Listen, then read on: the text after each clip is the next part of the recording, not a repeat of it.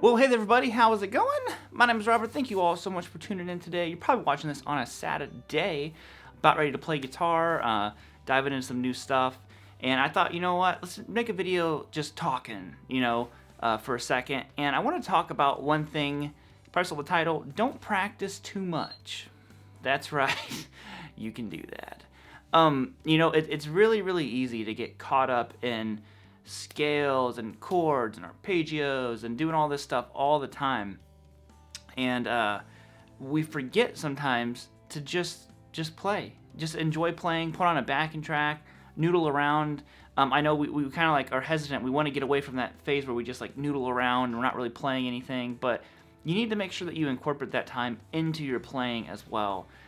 Just that, the reason most of us play guitar is because we like music, we like to create music, we like to hear it, we like to actually hear when our hands are playing the music. So make sure you're setting aside time to do that. Make sure that you sit there, put on some, AC/DC, stand up, AC/DC walk across the room, whatever it might be. Just make sure that you're sitting there and always setting aside time to enjoy your music. It's such an important part of it, because you can get burnout real fast. And something that I've found over the years that happens is if you practice something a million times, at least this is what happens for me. I end up not liking it because it's not fun anymore, and I feel like that kind of affects the way that we apply something. Now there might be those people who can practice for a lick for 10 hours and it doesn't affect them. I've never been that person. I'm not like a crazy shredder person or anything like that. What I found was it left a very negative impression on me. So I feel like if you do that, then you don't really instinctually go to that exercise, because it's left like a bad taste in your mouth, kind of, where you're just like, well, yeah, I remember that lick, and I'm like, oh, I'm so sick of playing that lick. So I would much rather practice a lick, get to where I'm getting it better.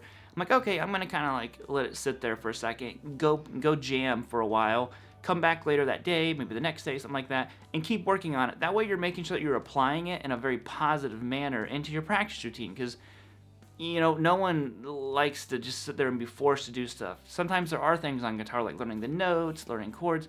You got to do that stuff. But you can find a fun and creative way to do it, and make sure you break it up to where there's enough, like I said, the very fun side of it where you're playing music, and maybe the not so fun side of some of the stuff. Like I said, some of it is a disciplinary path that you have to take, but just make sure that you don't practice too much.